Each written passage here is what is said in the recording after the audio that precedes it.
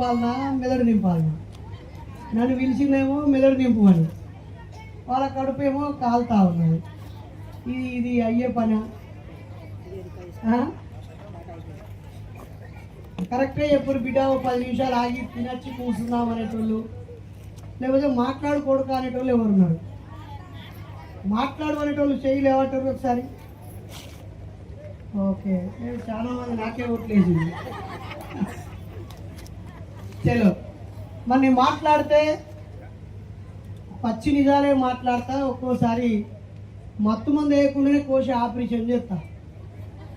చాలామంది నొయ్యకుండా మత్తు వేసి ఆ తర్వాత మెల్లగా కుట్లేస్తారు. వీళ్ళందరూ చాలామంది తల్లులు పొట్ట కోసి పిల్లలకు జన్మనిచ్చినప్పుడు ఆ బాధ ఏందో మీకు తెలుసు. కానీ నేను మత్తు వేయకుండానే కోసుడు చేస్తా. సరే, ఏదేమైనా అందరికీ సామాజిక ఉద్యమాభివందనాలు.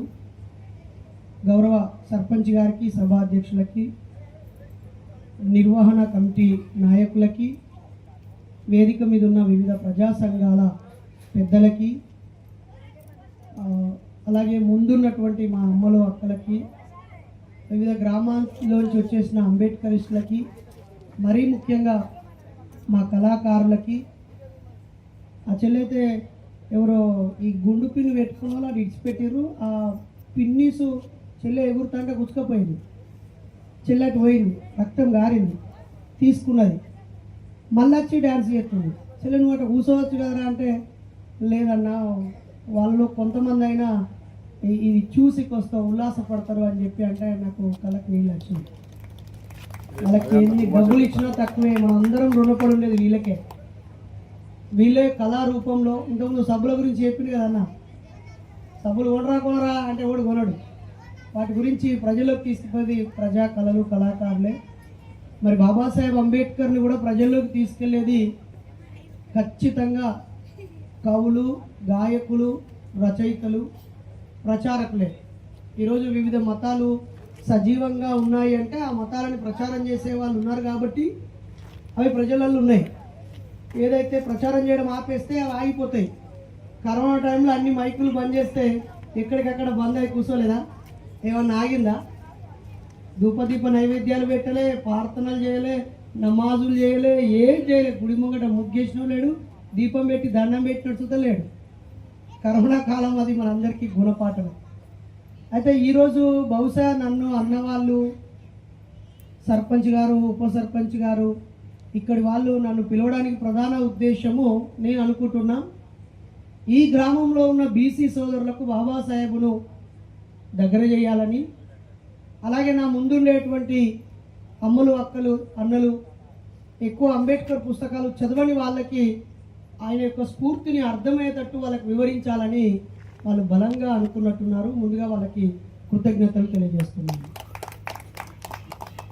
చాలా సంతోషంగా అనిపించింది. ఈ వేదిక మీద ఒక బీజేపీ నాయకుడు, ఒక కాంగ్రెస్ నాయకుడు, ఒక బీఆర్ఎస్ నాయకుడు, ఒక బీఎస్పీ నాయకుడు మనందరికీ ఏనుగు గుర్తును ఇచ్చి ఏనుగు మీద ఊరేగండ్రా అని చెప్పి ఒక రాజ్యాధిక మార్గం చూపించాడు.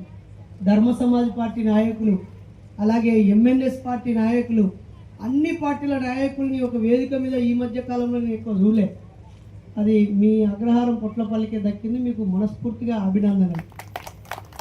అయితే నిన్న అనుకోకుండా నేను ఒక మీటింగ్ హైదరాబాద్కు ఆడ ఉంటే అన్నవాళ్ళు కలిసి మా ఊర్లో అందరం కలిసి సమిష్టిగా చేసుకుంటున్నాం అంటే నాకు సంతోషం అనిపించింది.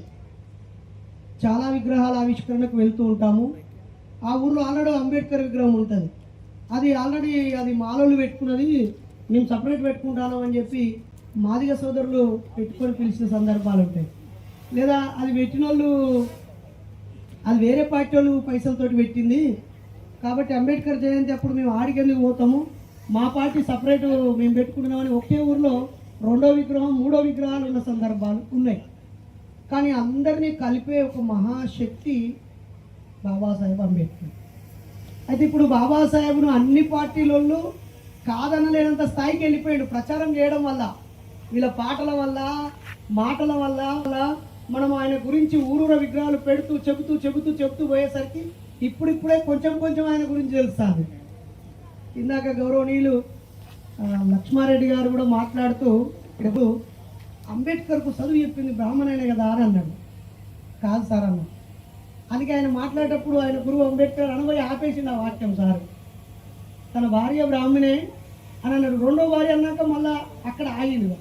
తర్వాత ఆయన చంపిన దానికి కుట్ర కూడా జరిగిందని ఉందండి కదా, అది ఎట్లయితే అట్లా అర్థమైంది. ఆయన అంటే మంత్రులకి, ఎమ్మెల్యేలకి, ఎంపీలకి, పెద్ద పెద్ద అధికారులకి కూడా బాబాసాహెబ్ పూర్తి సాహిత్యం తెలియటం లేదు. దానివల్ల ఆయన అర్థం చేసుకోవడం సాధ్యమవుతలేదు.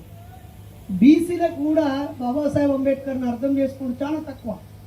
ఎవరైతే బీసీ ఉద్యమంలో కొంచెం నాయకత్వం ఉన్నారో వాళ్ళందరికీ బాబాసాహెబ్ తెలుసు. బాబాసాహెబ్ తెలుసు కాబట్టి వాళ్ళ నాయకుడిగా ముందుకు వచ్చింది. చాలామందికి తెలియదు. అయితే ఈరోజు నేను బాబాసాహెబ్ గురించి మీకు తెలిసినవి, ఆయన సినిమాలు వచ్చినాయి, రకరకాల ఉపన్యాసాలు కూడా అన్నవాళ్ళు ఇందాక బేడాబుడగా జంగమన్న అయితే చాలా చక్కగా సూది పెట్టి కంట్లో పొడిచినట్టుగా మాట్లాడింది. రియల్గా అన్నకి నా అభినందనలు. అయితే మాట్లాడిన అన్ని ఉపన్యాసాలు విన్నా నేను.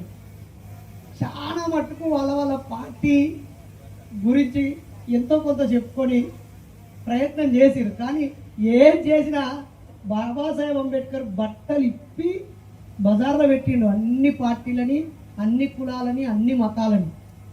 ఆయనను చదువుడు ఒక్కడే మనం చేయాల్సిన పని. ఇప్పుడు బీఆర్ఎస్ వాళ్ళని తిట్టడొద్దు, కాంగ్రెస్ వాళ్ళని కోప్పడొద్దు. ఆయన పోరాటం చేసింది ఆ రోజుల్లో కాంగ్రెస్ మీదనే, నిజం.